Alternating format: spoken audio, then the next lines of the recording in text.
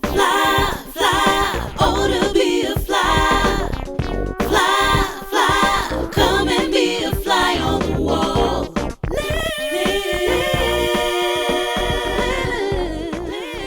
Hello there. Our house is an unflushed toilet. Come on in. Welcome to Fly on the Wallin, the show where two bitches who you wrote this and it's so good. Where two bitches know how to howl at the moon. We're here to share our stories of dating, parenting, and what happens when you record that all for the world to see. Good job. I like these. I know. I'm going to change it every single week. I think you should. Yeah. And we also, right before we started, we were sort of having some beef. And so we held Correct. hands and we said my favorite lesbian prayer from the Bible. you So if you've read the book of Ruth, you know there's like a great lesbian relationship in there. And they say, wherever you go, I will go. Wherever you stay, I will stay. Your people will be my people. Read the book of Ruth. It is a great queer book of the Bible. So, yes. That is how you've interpreted it. That's also how I've interpreted it, but I think the masses have not interpreted it as a queer love story, but we like to think of that it is one. Yes. Yeah. All right. Well, so we are here today only because of listener support and, more importantly, Patreon support, because with Patreon support, you can sign up for $1, $2 a month, and that allows us to continue doing the things that we like to do. We also have some great content on there that's exclusive for patrons only. The big content on there right now is Amber's, first directorial debut of a docu-comedy called We're Pregnant and Other Lies, so you can go check that out. And the link to that is in the episode notes. We try our best to keep those episode notes up to date. So you'll see special shout out to Limo, who did our intro and outro song. And also the link to the Patreon is there. And yeah, Ben said it all. So let's jump right into our very first segment, which is called #Influenced. It's all about our lives as creators. Quick update. My strike, if you listened to the show last week, you know that one of my ads got a strike for pedophilia and child grooming. My strike has been removed. So in the court of TikTok, I have been exonerated. I'm very happy. That's the only court that matters for us TikTokers out here. The court of TikTok. The court of TikTok and the court of public opinion. I'm on to the next charge. Well, I told you I still got that violation for giving a girl a compliment. Oh yeah. What was this? I feel like I said this last week. Maybe I didn't, but basically, I commented. This girl went on a date with this guy. I think they met on an app or something, and they went on a date. That's what people do. And obviously, she got there, and he was kind of just saying like, "You catfished me. Like you're bigger than I thought you were." And he's giving her all this advice on how to lose weight. Blah blah blah. So she just came on. Sounds like a terrible date. A horrible date. So she came to the internet and was like, y'all, I went on this shitty date today. Like, can I explain? And so in the comments, I wrote, and I quote, "What a clown emoji. You are absolutely stunning. Please don't listen to that bum." And somebody was flagged for for bullying. Because I think it's basically like AI and stupid stuff at this point. So I think the people thought I was calling the person in the video a clown, which I was not. Yeah. But, so that violation expires in 90 days. So what are you going to do? Anyway, I'm good to go. I want to talk for a second. About charges. Charges. I charge you with not zipping your pants. Yes. I want to talk for a second. I'm not shit talking the internet today. I'm actually going to talk positively about how the internet be having my back. So what am I talking about, Ben? I need you to deep throat that mic a little bit more. I'm talking in it. Oh, yeah. Bring it up a little bit more. We're going to do this right here? Okay. That's better. Yeah. Yes. Much better. There you go. So should we start from the top? No. You're good. We have to adjust. Sometimes when you're having sex, you got to find the right position. Sometimes when you're doing a podcast, you got to move the mic. When were we talking about sex? I'm just saying there's a good comparison. And then you just told me to deep throat the microphone. Are you just horny right now? No. You should have masturbated before the show. I've been deep throating the microphone this whole time. It's been right up there. I'm saying your mind is on sex right now, clearly, right? A little bit. Yeah, you're looking really great. And then we sort of fought in the car, and then we made up. So after like we find connections, and then I really those are very horny lines. Wherever you go, I will go. Wherever you stay, I will stay. Your people be my people. Your God will be my God. I mean, that if that doesn't get you hard, I don't know what will. Well, I was gonna shout out the followers for telling me to zip my pants up in a Actually, get ready with me, but I guess we should just have sex on the I guess on we the should podcast table right now. Keep the pants Keep unzipped. the pants unzipped. Yeah. Yes. So talk about followers getting your back. You I just- did get ready with me video, and in the video, your followers, your flock. Don't call them that. Your flock. Flock implies Flocked. like they don't have their own thoughts and flock. ideas, No, and I just no, shepherd them from No, corner to your corner. flock clocked. I'm right. Your flock clocked that your zipper was unzipped, They did. and you didn't see it. I truly did not see Yeah. it. I did a quick little get ready with me to go to this screening that we went to the other day, and I came back to like I saw like at least 50 messages on the way to the event that said, "Zip up your pants, please. Zip Wait, up your pants." And so you look down and your And they were wide the f open. Thank you, followers. I actually genuinely wanted to say thank you, followers. Because I don't have your back that way. Like today, Heck no. we were shooting a video today, and your nip came out, and I didn't clock it. And we couldn't keep that take because my whole nipple was out. And I was like, man, come on. The titties are fully out. So we have about 5 platforms. We do barely anything on Twitter, but TikTok, Instagram, YouTube. But once you do more YouTube Reels, so that thing we actually put on our OnlyFans. So make sure you subscribe to our OnlyFans. OnlyFans, flock to that. No, we don't have OnlyFans yet.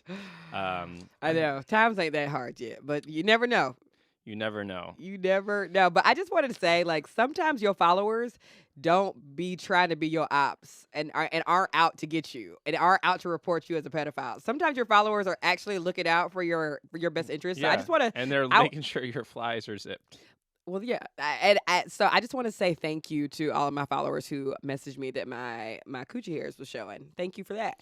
What the hell is this next thing? It says husbands don't see on the outline, see creative vision. Yes. So on the way to the show, on the way to record this podcast, Ben and I got into a fight in the car. Damn. And I decided to just go ahead and put it on the docket like you typically do. And this isn't like a surprise. Like, here, we're going to talk about this. So now you got to talk, because in the car I said, can we put a post? Can we put a post-it on this and come back to it later? Yeah, in the car, Ben said, can we put a pin in it? I was like, oh, great. I'll put it I'll on the write a outline. whole note. I'll put it on the outline for the show. That's the pin. Ben, okay, why don't you, I think it would be really smart for you to describe why you think we're fighting, and then I will try to keep my face as neutral as possible, Yeah. but this camera is on me, so. Yes. So we had a disagreement. Amber had a meeting with a creative director. I don't really know what that is. So all I know is that they give you concepts for ideas. And so Amber is trying to build a website and do some photo shoots for like podcasting, hosting, do all this kinds of stuff. So she meets with this creative director, and I'm like, okay, questioning, is this the money we should be spending on instead of like spending it on other things like, Wild's trust fund, or, saving up for a 520 health fund or college fund for kids. Anyway, so I was just questioning her decision to hire a creative director. And I'm like, are you really that big yet? Sort of. I was like, you are your own creative director. You don't need one just yet. Amber is. You do? So I was like, I was fine with like, hire a photographer, hire, Amber has a great makeup artist who's also a great stand-up comedian. They write together, Jasmine Ellis. So I was like, I'm okay hiring those people, stylists, everything. But I was like, creative director, like, you are the creative director, I didn't know why you needed another creative director besides yourself. So I was questioning if that was a good use of money. I'm done. Where do I start? I'm done. I think you explained the argument really well.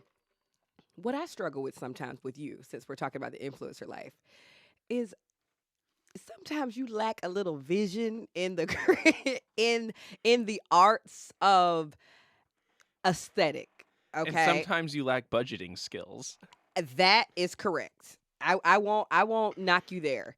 But Ben has to understand, as an actor, as a performer, as a host, and as a person who doesn't want to be doing what I'm doing now, I want to continue to progress. Part of being an actor is literally getting new headshots and new photos so that when you're called on to do great things, when you're called on to say like, Amber, we have this billboard we want to put you on, and I'm like, oh, I got a photo ready to go. And what has been happening since we moved to LA, because I haven't taken new photos, is that I'll by the way, get tapped to do something. That's not a hypothetical. That Amber It's not a literally was hypothetical. asked to It's be on a not. billboard, and she had to send an old picture. So that's a Yes. good point. Yeah. So I In need Times Square. So for those listeners who don't know, Amber was literally on a billboard in Times Square, and you had to send an old, you look a little crusty in that picture, an old crusty photo that was on Times Square. It wasn't your best look. And you're so you're you not need- even helping your argument right I now. know, that's the point. Is that part of being a mature person is that you realize like maybe I should have listened before I started questioning you completely. So I get now having a creative director to sort of guide that thinking, because you're sort of doing a lot. You're like, making videos, and you're mostly you're editing videos, and you're coming up with like new pitch ideas for a more longer documentary. So having a creative director to sort of market you might be a good decision of your budgeting. So I'll move some budgets around. I'll take out some money from Wild's educational fund, Here and we go. I'll take some money out of the grocery fund, and we'll fund that. So And I get it. There is I'm some joking, element of trying to keep up with the Joneses when it comes to LA. I totally understand that because, you and I do feel pressure sometimes because we're like, oh, we got invited to this event again, so I don't want to repeat an outfit because I don't want to do whatever. You don't feel that pressure at all. But some of us do. And some of us want to keep evolving with our looks and our style and the photos that we put out there. And Yeah. I want like new comedy headshots. So I'm thinking about like, what kind of like fashionista court jester energy do I want to bring to this photo shoot? And I don't have the resources sometimes, and I don't have the time to plan that out. But did you ever So- see America's Next Top Model? I did. Like, even though the models could model, you need that J manual that to be to like, come oh, through. hit this pose, here's your concept. and to body shame them a little bit. Yeah, for sure. You know what? Let's move. Let Let me know what y'all think. Let me know what y'all think about this, because or do you find yourself, it doesn't have to be specific to this conversation, but do you find yourself sometimes having to explain to people who don't see the vision why this vision is important? Because it's really hard for you sometimes to get behind like hiring a stylist and pulling different looks and trying to tell a story with my wardrobe or whatever. Like I know that shit gets on your nerves. I think any sort of like event planning you do with somebody or with a group of people, there's always that one person who says like, do we really need to spend the money on that? Like, that's the kind of person I am. I'm the naysayer, or at least I want justification. So in those moments, if you're sort of, beefing with someone, something that's really helpful is to say like, ooh, I'm gonna put a pin in this. Like, I want to come back to this. And guess what? We came back to it, and I listened to Amber, and I said, you know what, honey, you're right. I shouldn't. I would never call you honey. That's not Yeah. our dynamic. But I realized that I sort of questioned without you explaining Right. sort of the whole vision first, and I should have just like waited and listened. Yeah. And I mean, didn't and do I that. told you, to be fair, I was like, this is gonna be a lot. Like, I get 5 looks. So Yeah, each look costs as money. soon as Amber started with, this is gonna be a lot of money, and I said, I gotta get my hair done, gotta get my nails like- done, gotta get my makeup done. So, I mean, let's just go ahead and move on to the next things. But I'll make a budget for it. How about that? yeah, make a budget. We'll talk decide about like it. this is way too much money to spend on all these things. We'll try to figure everything out. We'll find that balance, right? That's the But this thing. is this is a part of being creators. Yeah, agreed. I'm gonna have you do this at some point. Like, when you finish your book, like we need to get a stylist. We need to get a photo shoot. Like, are you gonna Yeah, when you finish your book? publicist, all that. Because here's the thing about it. Oh, it just got even more sexy in here. Here's the thing about it. When you finish your book, are you gonna want to do all of the things that come with finishing a book? Because Yeah. it's hiring a publicist. It's that's getting the the looks thing together, now. the photo when you write shoot a together. book, I also have to create my own like Instagram account, because Yeah. right now a lot of authors cannot publish a book unless they have some sort of social media presence, and I Right. can't really rely on yours as like to push my book, because it's a Yeah. very different kind of book. I don't know if everybody who would follow you would like the book that I'm writing. hmm Maybe there is some like overlay, but yeah, that's a good point. I spoke with an author recently. Last week I talked about how I'm reading Tre'vell Anderson's book. We See Each Other, which please, please, please read this book, y'all. It is changing my life and changing even the way I think about how I perform gender. Like it's so great for like rethinking things, and learning about Black trans people in media and film. But I was talking to Tre'vell about the book, and I asked, because I know how these things go sometimes. I was like, what has been the hardest part for you? Writing the physical book with all of these, he's they're a culture reporter. And so I was like, oh, you got to have a lot of sources together for this.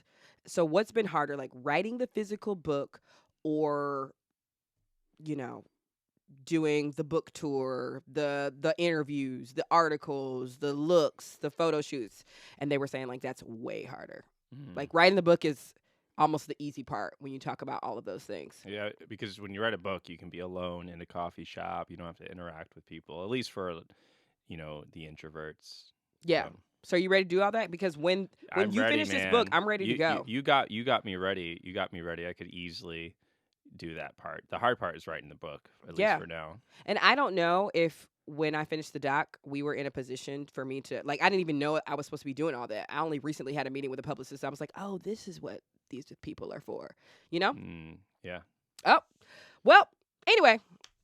Let's move on to the next conversation. Imperfect parenting. Yes. The doll. Yeah. For those of you who don't know, we have a 1-year-old daughter named Wild, and she has been, we go through different trials and tribulations every single week. On And this week's docket. I think she had her first nightmare. Yes. So usually what the hell was that? Yeah, that was weird. So she woke up crying, and usually when she wakes up crying, it's like, oh, okay, diaper change or something. And she woke up diaper totally fine. She was just terrified. So when I came in, she like hugged me. She like ran up and hugged me. And it was like, Yeah. and it Yeah. was that for like 2 minutes straight. I It was was like, a wait, we're weird- holding you. What now? Yeah. So we Like seizing almost. I Yeah, was like, oh. so we cuddled her and comforted her. But nightmares are telltale signs of a vivid imagination. So Can babies have nightmares? I mean, yeah, dogs can have nightmares. I'm typing this in And right now. babies have nightmares. I'm just saying. So that was weird. I was not ready for that. And then I started to realize, like, oh yeah, when she's 3, 4, 5, she's going to be scared of the dark, because she's going to be watching Friday the 13th with me. She's going to be watching, Nightmare on Elm Street at a very young age. Like, Wait, what? yeah, she's going to watch all the slasher films at a young age, so that she is.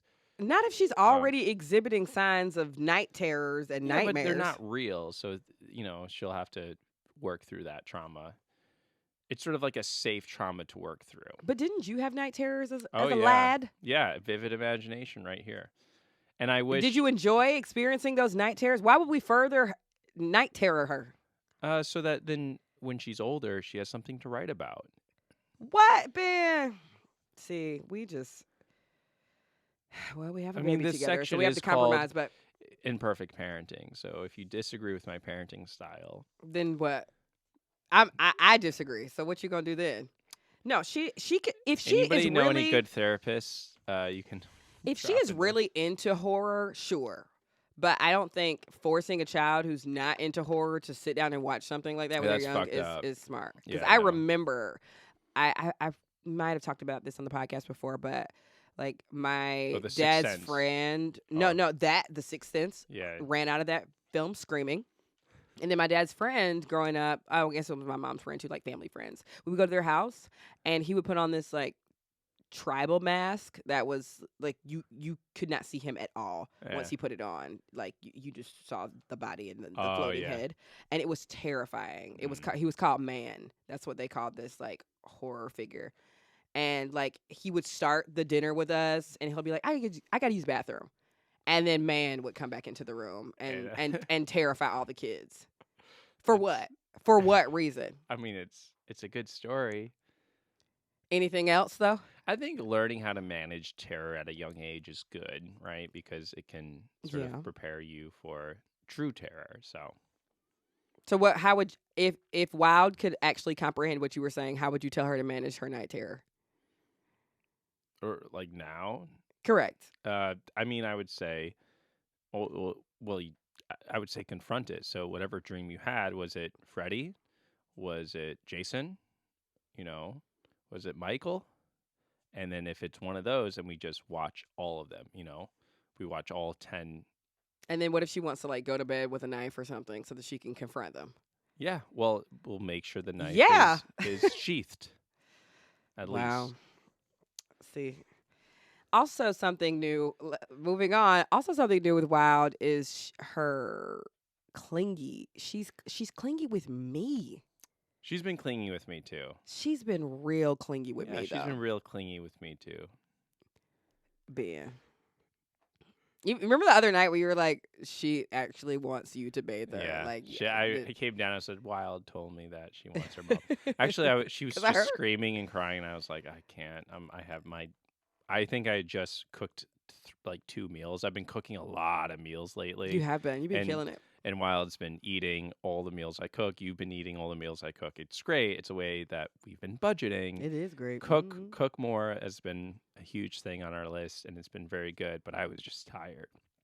And when I brought her upstairs, she didn't want to leave from use. But eventually, I got her upstairs, and I could have washed her, but I was like, I'm in no position to give this child a bath and read to her. Like, I'm just grumpy boots. So I came down and got Amber to do it. Yeah. But she needed my. Yeah, Okay, I think here's the thing. I think she's Oh, getting more attached to you. Like yeah. she starts to prefer your bosom than my bosom. Yeah, you got to get some more fluff up there. What was the thing you were telling me that Brene Brown said about?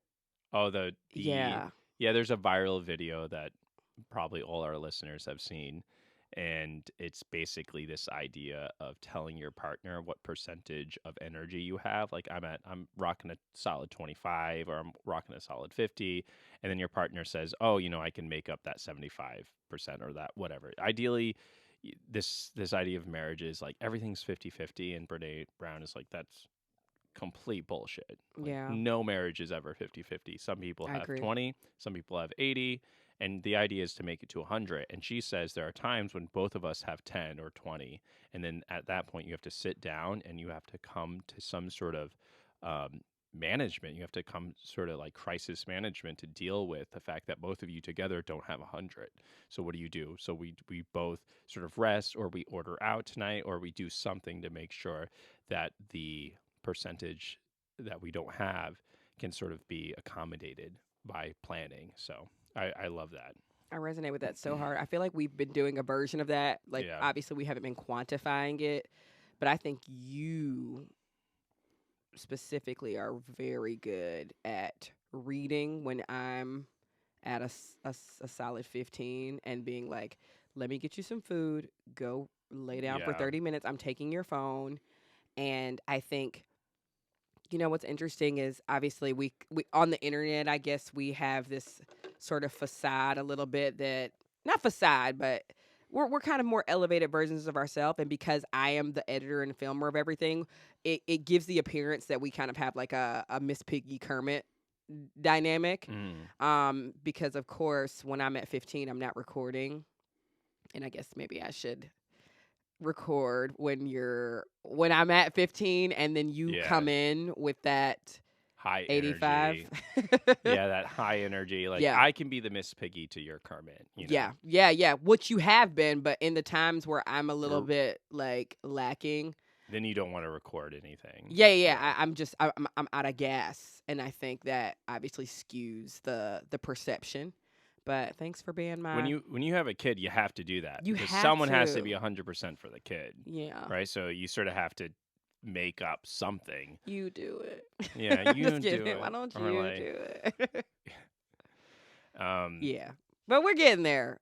And I don't know. I would love to hear from parents out there if your young child skews towards one parent or another. How do you combat that when you know if you're at a 15 but the child skews towards you, what do you do for that? Because Ben is so good at swooping in and taking Wild out.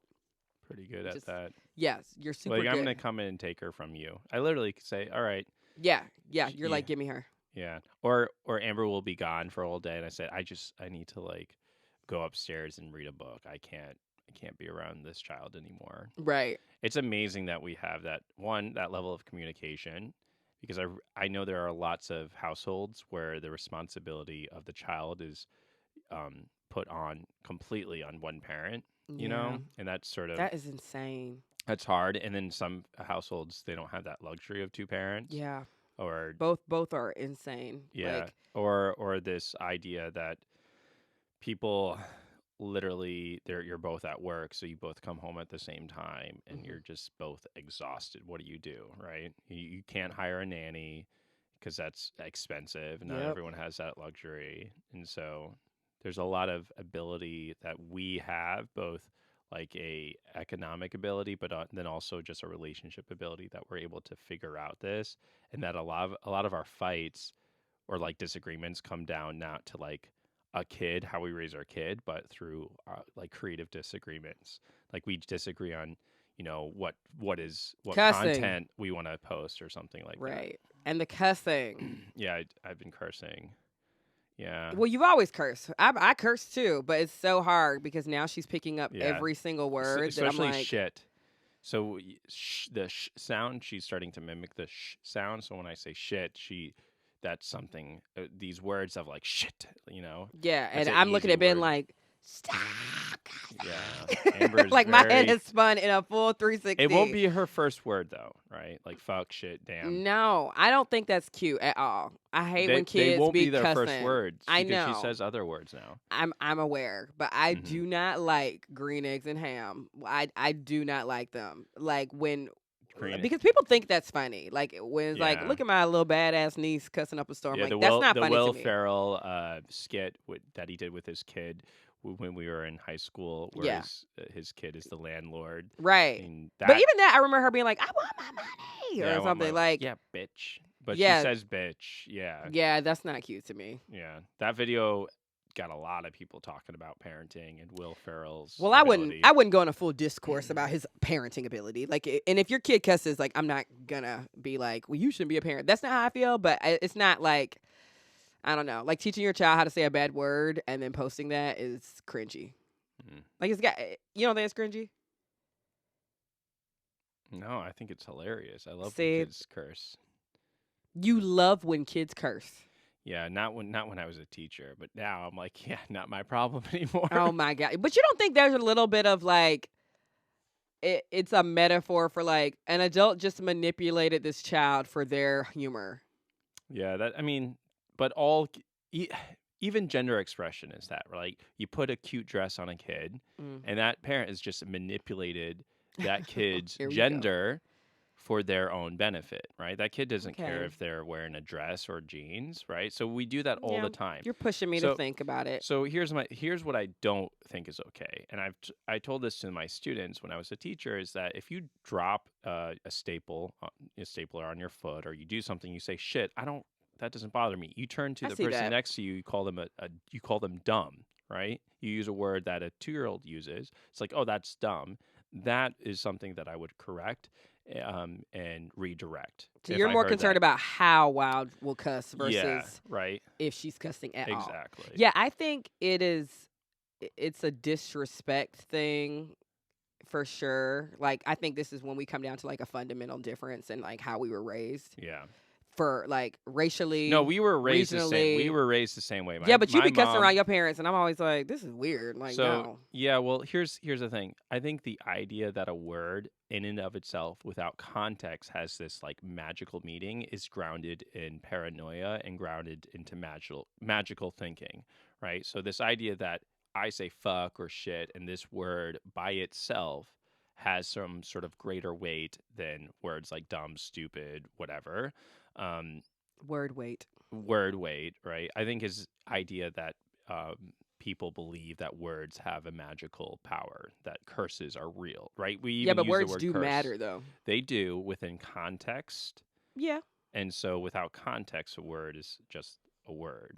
But sometimes it's like, but the context of this is like you're a kid. You can learn so many That's positive fair. words in the correct context. And in that context, he did teach his child to say bad words for Will a video. Ferrell. Yes.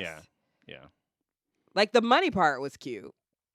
Yeah, where's my money? Or, Like it didn't mean it didn't and mean she, the video she for was me was pretending to be drunk as well, so that's kind of funny. But it didn't mean that the whole video isn't funny. yeah. Like I'm not gonna be that kind of comedian. I could be like, this is funny. I don't know about this, but this is funny. Like Yeah. It all well, depends. It all depends. but Context it's is everything. but you don't think it's hard for a kid to sort of decide like, okay, I'm learning new words and this one's bad and that one's good and this Yeah. one's bad. You know what I'm saying? Yeah, and it's also hard for a kid to understand that running out in the street is wrong, right? So you still teach Yes. them that. Yes. You But still I teach feel them like all of this is wrapped up in like, I don't want to change the way I talk. I don't want to change the way I navigate the space. So she'll figure it out. Yeah, I think that's a balance between me justifying my actions Correct. and me actually trying to teach wild things. I Yes. just still want to say the word shit. Yeah. When at the end of But the day. even you could find other words to say though, slick. I could. But you won't. So you don't want to do the work. So she got to do the work.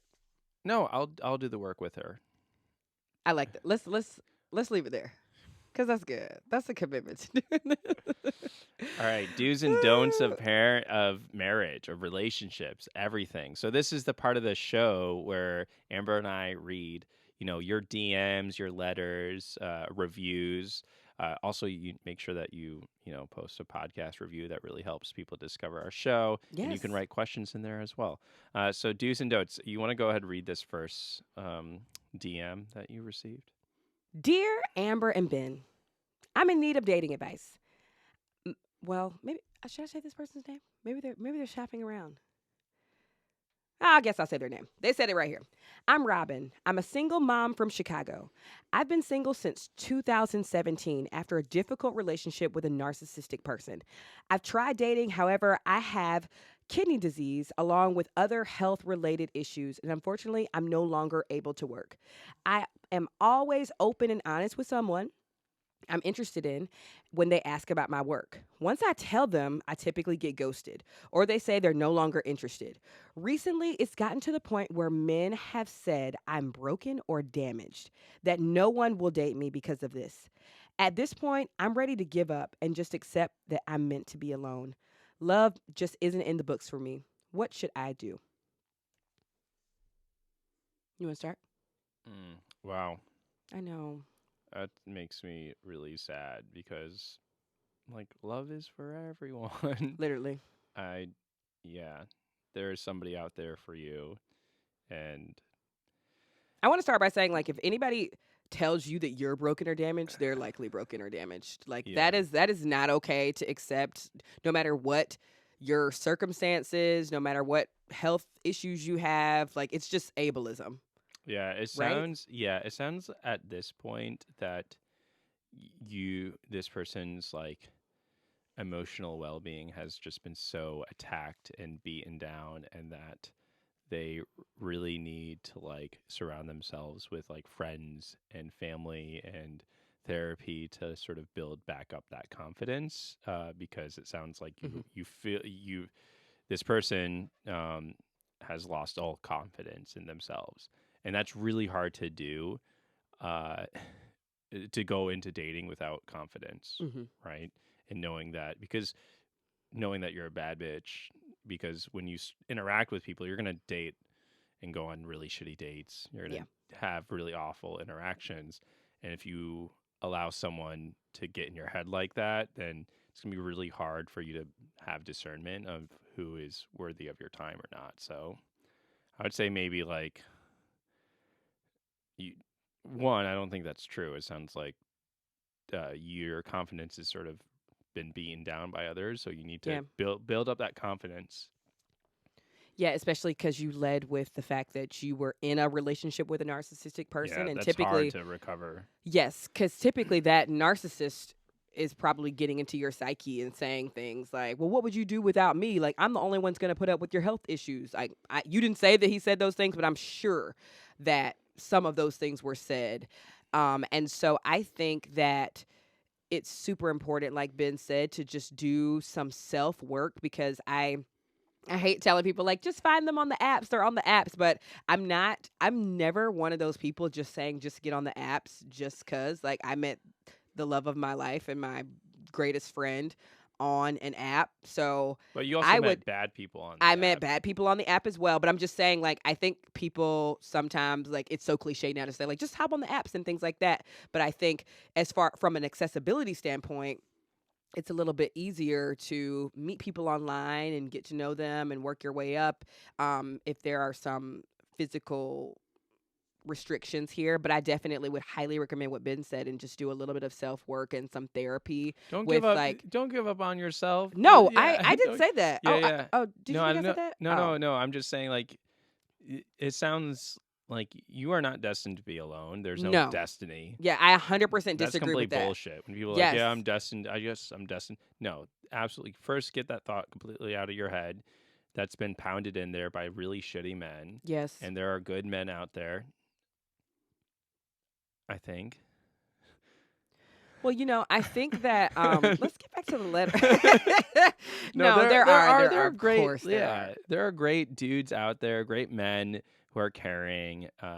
And you just, for now, like, I would maybe give also- it a rest. Like, work on yourself. I would also, one of the best questions I was ever asked relationship wise was, what are the things that you love about yourself that you see in your partner? And so I think, I'm speculating, but if I were to meet you in person, I would ask you, even if you're not dating yet, like, what are the things that you love about yourself that you are shopping for in a new partner? Oh yeah. And if I'm getting an answer like, well, there's nothing to love about me, but I have all these health issues, but I'm not, that's when it's like, okay, we might not even be in a position to be dating right now, because you cannot date when you're not in love with yourself and confident with yourself and happy with yourself and thinking you're. What does RuPaul say? If you can't love yourself, you like my RuPaul? Yeah, that was great. How in the hell are you gonna love somebody else? Can I get an amen up in here? Yeah. That was a bad RuPaul. Yeah.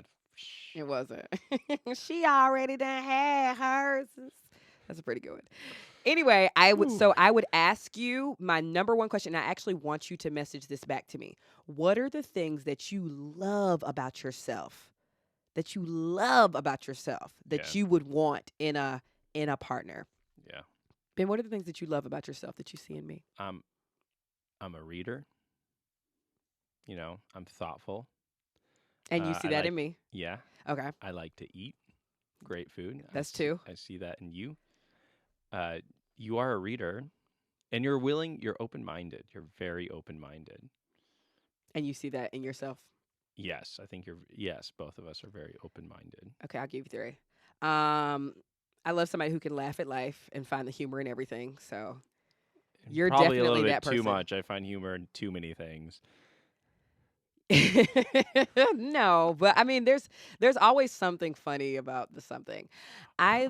Or here's one. I want to become a more patient person, and I see that in you. Yeah. And so, in my pursuit to be more patient, I needed you in my life, and I love about myself that you can stick me in any room in America, and I will find I will find a way to connect with people, and I so see that in you. You are so put me in any like the room. first cookout I brought you to. I was like, he's not even a little bit uncomfortable. Like, or like put and me if in I any asked him room, to leave to not compromise the space because of his whiteness, he would be like, yeah, that makes sense. yeah. I'm out of here. Put me in any room in America, and I will be talking with someone. Yeah, who's a science fiction nerd. I will I find the bet nerd. You can take me to a clan meeting, and I'd be like, all right, let me see how I'm gonna work this room. Jesus Christ. Okay, but I want you to report back to me this letter. I put those two together. Report back to me on what you love about yourself that you are shopping for in a new partner. Letter number 2. You ready, Ben? This is a quick one. This is a quick letter. Dear Amber and Ben, We've been together 3 years, looking to move in together next month. ... I love him dearly. He says he loves me the same. Issue? His attitude. He's short-tempered, and sometimes I get the brunt of the bullshit. When we're good, it's amazing. When it's bad, it hurts real bad. I'm a little sensitive to meanness. I don't want to be sad living together. Any advice is greatly appreciated. Love you, girl. So the first thing, when anybody has a short temper and they don't know they got a short temper, that is not someone I want to be around with, right? Like you have to have that metacognition of like, I have a short temper. I know this thing is going to make me mad, so I need to like remove myself from the situation. And so I would first ask, like, does he know that he has a short temper? Does he know it's something he needs to work on? And if he says, if those are no's for both, like, pass. Pass on moving in together or Pass pass on the moving in. relationship? Pass on moving in until this person figures it out, because that short temper when you move in is going to be a lot shorter, because you're not going to be able to remove yourself from the situation anymore. Yeah, once Like, they live together. Yeah, once you live together.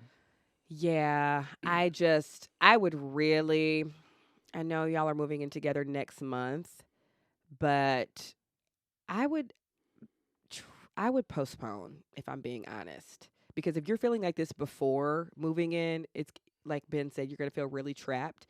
I think if you're dealing with somebody with a temper and they're not willing to even consider or not willing to try some new strategies, because Ben has taught me, and I wouldn't even consider myself somebody with a short temper. It's just I like, wouldn't either. You would, okay, It's good. shorter, I was like, it's please shorter don't. than mine. It's way shorter than mine, but I don't really have a whole.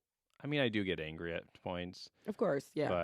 but I tend to, I'm like, okay, like let's try to figure this out. Let's, Yeah, you're really great with problem solving and stuff. And I think, and back me up here, I think I'm really great with being mad and then resetting Yeah, quickly. you're pretty good. You're pretty good at Like that. I can't be mad more than an hour. You or have a whatever. short temper, but your temper is also short. Correct. But I also think you have taught me some really key things about basically like, when this temper happens, here's what you're not gonna do. Like you've taught me a lot of those things that even through the red glare, the red lens that I see, like when I'm seeing red, I still have the wherewithal to remember the things that you've said. Yeah. One of the best things you've ever told me, I've probably said this on the podcast before, but one of the best things that you ever told me was that when I get very upset, I have a tendency to say never and always. You never take out the trash. You always make us late to events. And you were like, I'm going to call into question how many times that has been untrue. So you taught me early on, you're like, you have to take never and always out of your vocabulary. It's not true. It's not helpful. It's completely disrespectful. I did something in this. I might have done this a couple of times, but that doesn't mean I've never done right, or that doesn't mean I always F up. Only a Sith deals in absolutes. It's a line from Star Wars. Sith are like the villains, so yeah. Were you telling the listeners that or me? Yeah, you. A little bit. Yeah, a okay. little bit of both. I know what a Sith is. I've been with you long enough. But I'm saying, so even in my anger, I can still remember the things that Ben has talked about, so I won't take it there. So if y'all are like, no, we're committed to moving in next month, I would highly recommend the next time. And also, like, how often is this person getting angry? Is it like daily? Yeah. Or that's a great question for this person to ask. Because daily is wild, Yeah. and I just. I think because, I love my family, but I kind of grew up in a household like this. Like my dad has a pretty short temper and my mom spends a lot of time managing his temper. I think more time than she thinks she does, to the point that where now it's just like, he's gotten a lot better since we were kids. But I think my mom truly underestimates sometimes, like, do you know how much of your life was spent like de-escalating and disarming our dad over the smallest things? Like, it would be like, I left my jacket at school, and Dad's like, "Gah!" It's like, I'm 7. 7-year-olds leave jackets at school or whatever it is. 33-year-olds leave jackets at school. Yes. And so I can tell you, as a person who was like raised in this environment, you get to a point where you're like, I'm not even gonna tell my dad, because I know he's gonna flip out. So if something goes wrong, I'm gonna tell my mama. If she want to tell him, cool. If not, like, he's just gonna kind of be in the dark about it. But one day if y'all want to have a family or whatever, like, do you want your dynamic to be like you always managing your partner's emotions? Like, that is a lot. Yeah. You also need a plan for these kinds because I sometimes see you at points having a short temper, not in Of general, course. but at Yes, points. of course. And then you have to have some sort of plan. And so Amber's plan has been like separation. So we'll if it's a temper revolving around sort of a disagreement, we're not going to have that conversation when you're angry, right? We're going to Yes. come back to that. The other thing is, okay, did you go to yoga today? Okay, great.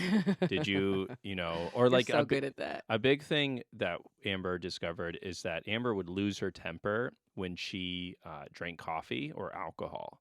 And so she's cut both of those things pretty significantly out. Like occasionally she'll drink coffee, but alcohol would put you in a mood. Coffee would put you in a mood of like high anxiety, and that would just create a short temper. So like creating plans if you're going to move ahead with this person to limit.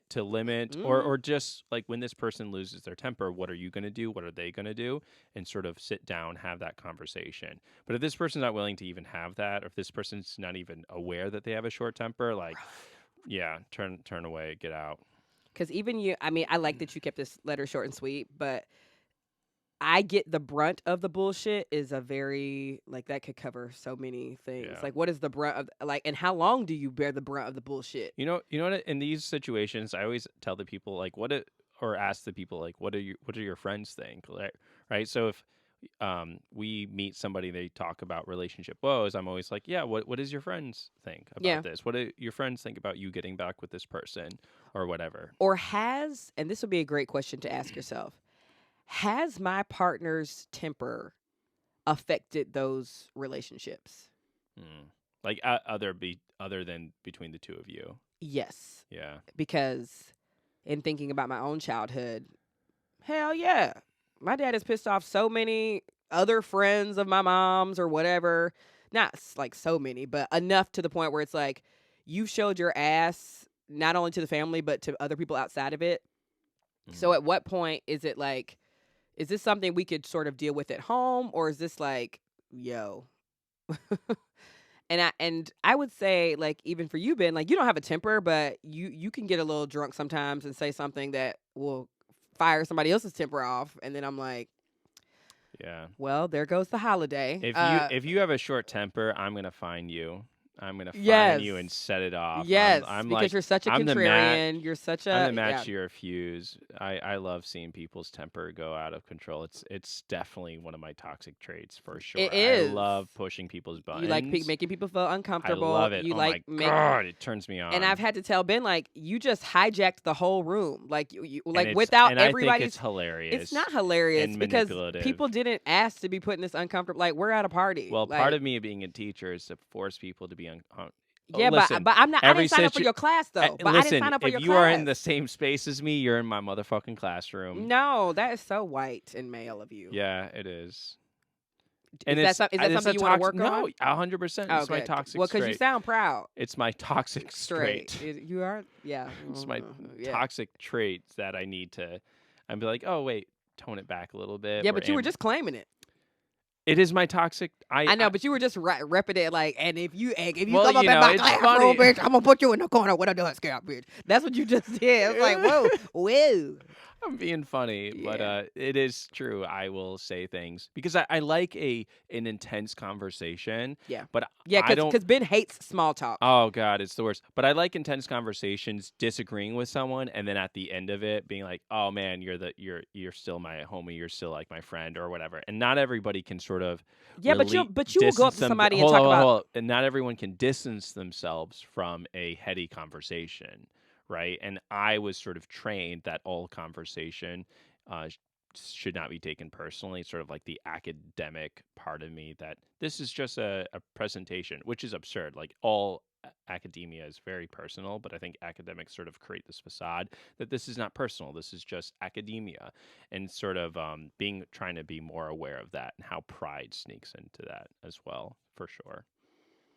Yeah, I think there's a difference between a heady conversation and walking up to someone and challenging like what they fundamentally believe. Like, Yeah, I guess when I do those kinds of things, and I know what you're talking about, is that someone will assume that I believe what they believe, so they'll make a comment or they'll say something that I find as an entryway.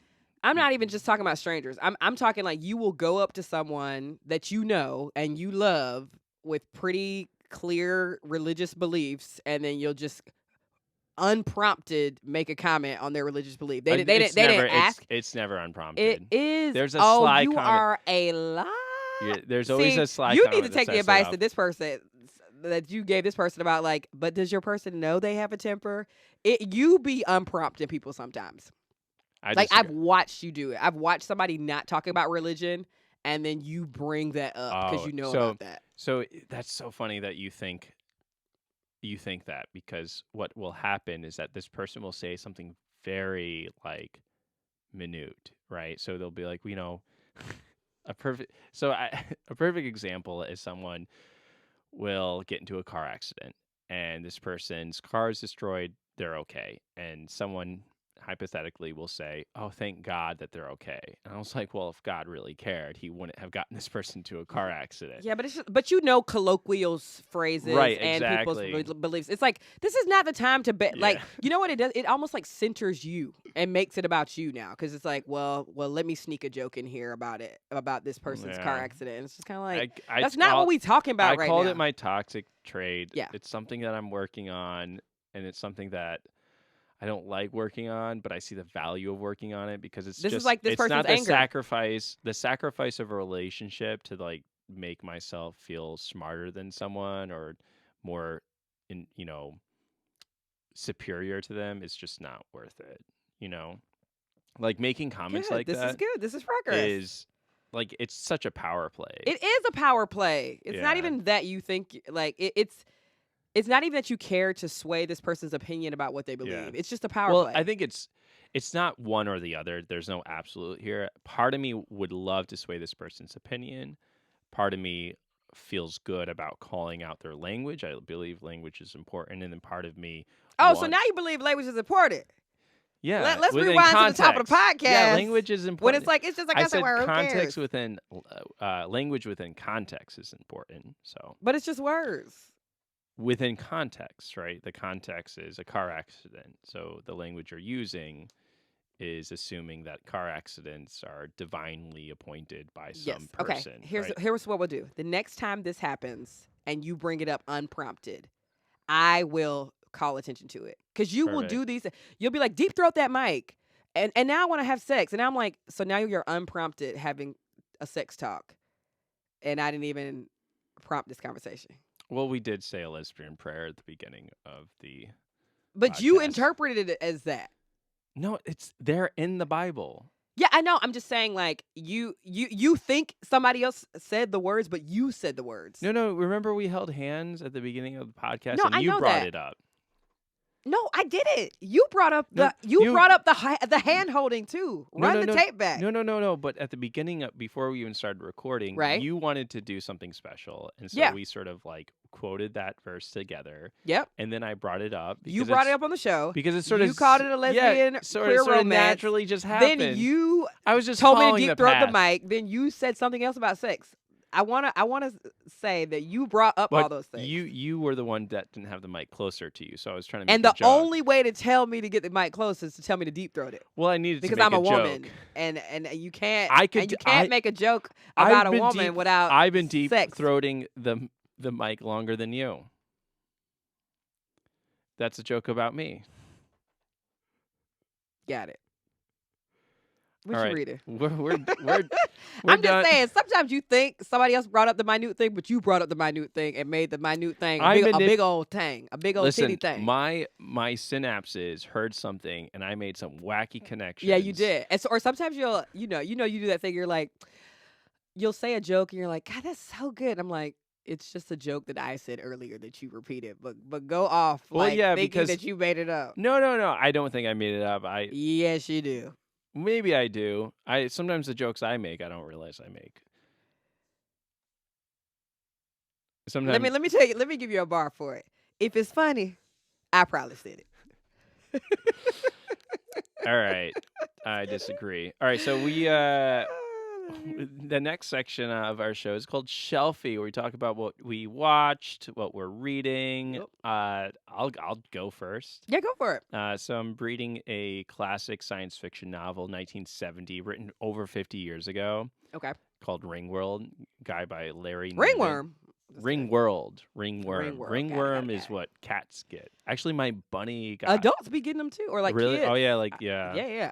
One time I had a rabbit who had this big like worm You in know his what? Let's testicles. go. What's the book and it about? was- What's the book ooh. about? Oh, please tell Yeah, me what the book is Snuggles, about. man. R.I.P. Love him. To his balls. Yeah. Well, he died. He got killed. I think I've said this before, but he was killed by a golden retriever because my dad let him run around. My dad actually killed a bunch. I think I've said this. Killed both a hamster, responsible for the death of my hamster and my rabbit. So, good job, Dad. Love you. Anyway. Dang.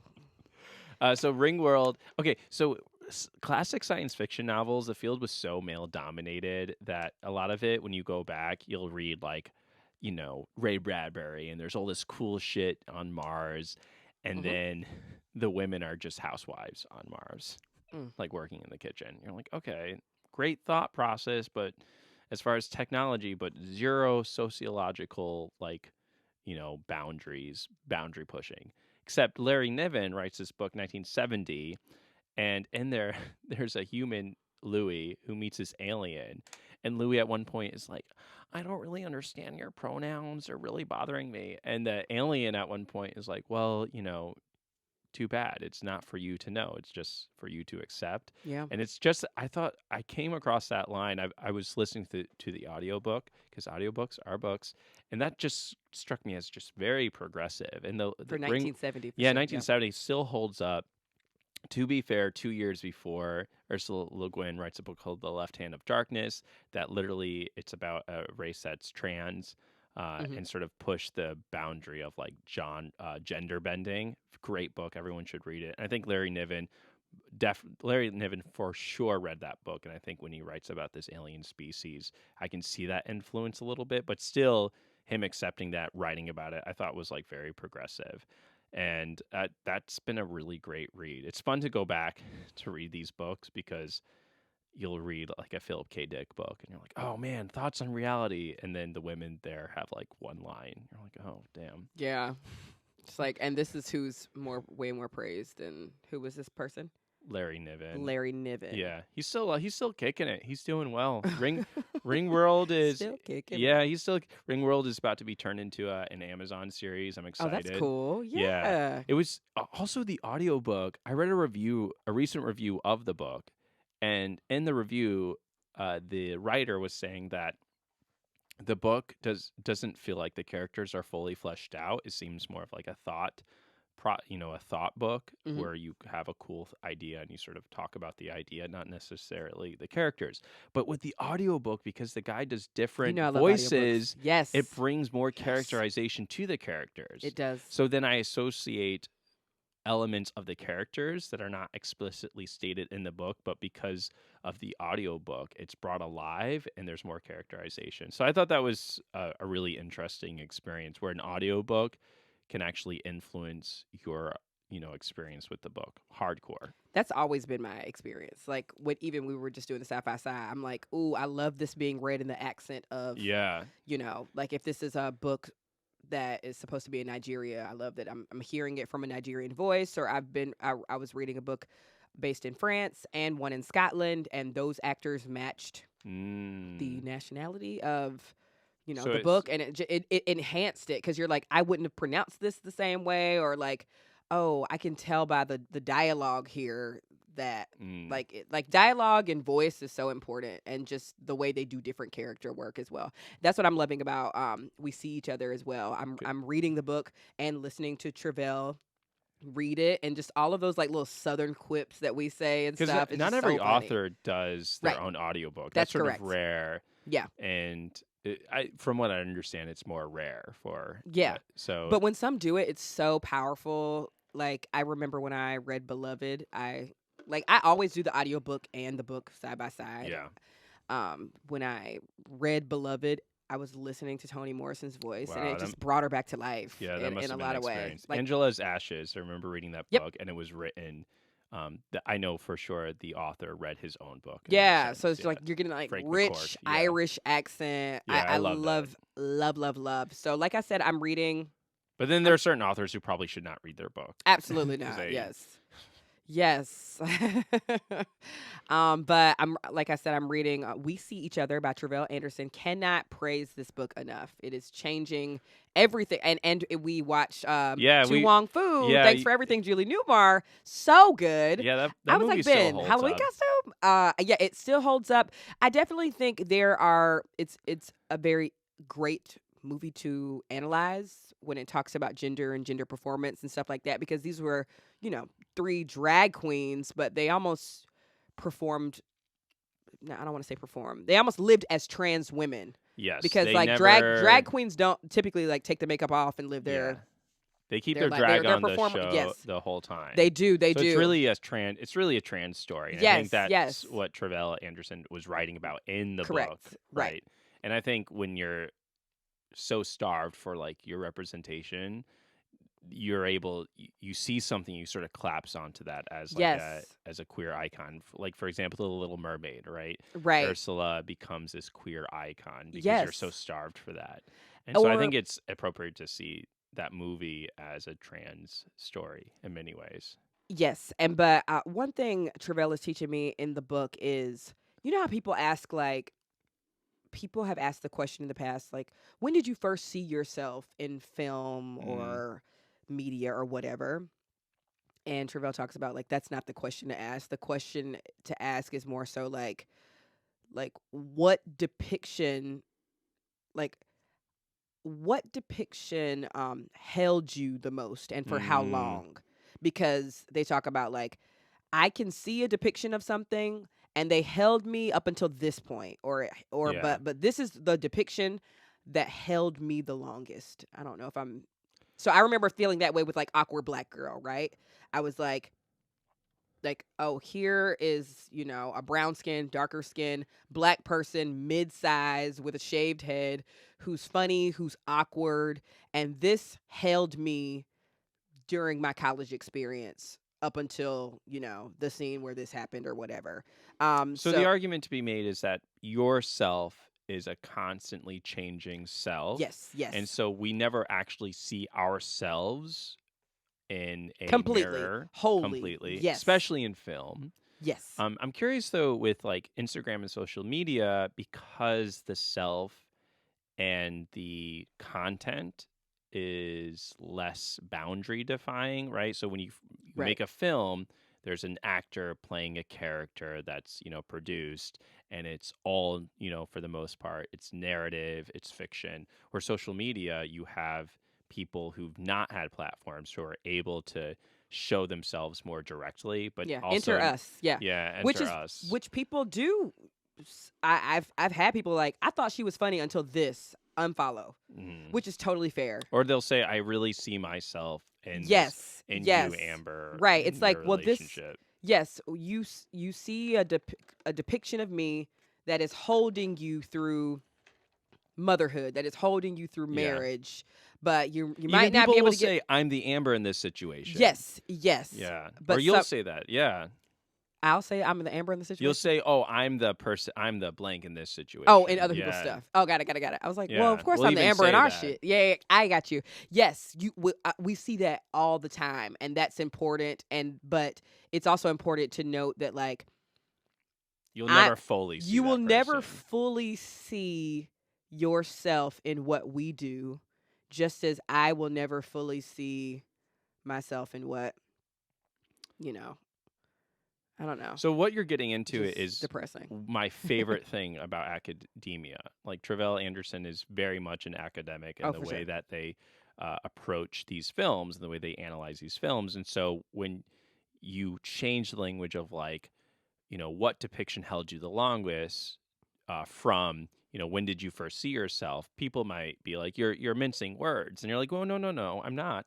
It's this idea that there is no self that I can fully see on the Right. screen. But it does show me, this is what they talk about in the book, it does show me what is possible and Yeah. what is within the imagination. So I think also therein lies the other side where people are always like, well, don't show your kid a gay this because then they're going to be gay, like, which is a falsehood. But there is this idea of like, no, you're afraid that this might show them what's possible, that they actually might see this and learn like, well, no, I'm not a trans woman, but I have been thinking about how the gender that I was assigned doesn't mesh with who I am. And that terrifies people, right? That terrifies pastors, and that terrifies more basically, oh, I see a trans person and they're not evil, and though I'm not trans, I should not treat trans people evil, right, wickedly, Yes, because I'm not trans, I'm a cisgendered woman, and I'm reading this book and I feel so connected to it, and which is why the book is so powerful, right? Like, you don't have to be like, I don't see myself in the depictions in the cinema or parts, but I'll see myself in the Black stories and the Black experience of Tre'vell growing up in the South and things like that. And I think that's just so important to be like, how long is this depiction holding me and showing me what's possible? And I think that's just something to always be mindful of when we're following people. And you're also watching movies a little bit more carefully now. Oh, of course. Because when you read about movies, you're like, oh my gosh, all this stuff that was able to be extracted from watching this. And it makes me think about what you like to watch and what about what you love to watch holds you and holds that depiction of yourself. Yeah. I love talking about movies. I think a lot of people just watch a movie and they move on to the next movie because it's so easy with the world of streaming, Netflix, Amazon, all of this, that we don't sit down and talk about the movie. Like recently this week, we went to go see, Spider-Man into Across the Spider-Verse. Yes, I was like, did. I want to sit down and drink a beer and discuss this. And that's, what we did. We broke it down. And I love that. Like, we need to be talking about the things we consume and not be passive consumers. It also makes me think about going back to last week's conversation about when we're just hate watching someone because they're a train wreck. Now I'm asking myself, like, what not does that hate say watching. about me? Yeah. What actually, I was talking about, like, I follow Andrew Caldwell and I hate that he says he's not gay no more. He's delivered, but this is funny. This is the train wreck. I can't look away. So I'm kind of like, what about this depiction is holding me? Yeah, like, what do I see in myself that is this is self-reflection? Yeah. I love it. Man, I think we can end the show on that. I think we can too. Self-reflection, y'all. Like, and I'm completely like bastardizing the purest, like, most incredible words that Tre'vell is talking about. Like, if you actually read the book, you're gonna be like, oh, Amber missed the mark with this. But that's been like a huge land for me. I want to get on bastardization for a second. Bastardization is a misogynistic term, right? Because a bastard is someone without a mom, without a father, and this idea that not having a father makes you less than, makes you inferior. So the term bastardization is grounded in misogyny. So, food for thought.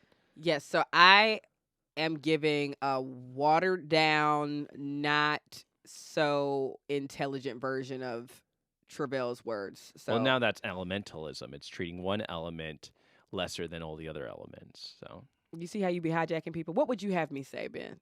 My words are never going to be as good as Tre'vell's. Please read Tre'vell's Watered down book. was good. No, you did a great job explaining it. Yeah, I 100% read this book. I say that to say, please, if you follow and support us, hopefully we're continuing to give you a depiction of our authentic lives that holds your attention, and we're happy to keep that attention for as long as you'll have us. And when we make mistakes, please say, like, I see myself making that mistake. Yes. Like unzipped pants. Anyway, this has been another episode of Fly, Fly, oh, to be a fly. I'm playing the whole song on the outro, Okay. Ben. Cool. We love y'all so much. And let us know your thoughts on this episode. And we'll see y'all next week for the show. Bye, y'all. You know they're from TikTok, cause those laughs keep you coming, cause they're wildin' all the time. Before wild throws a tantrum. Listen to our silly anthem, 'cause they're wild.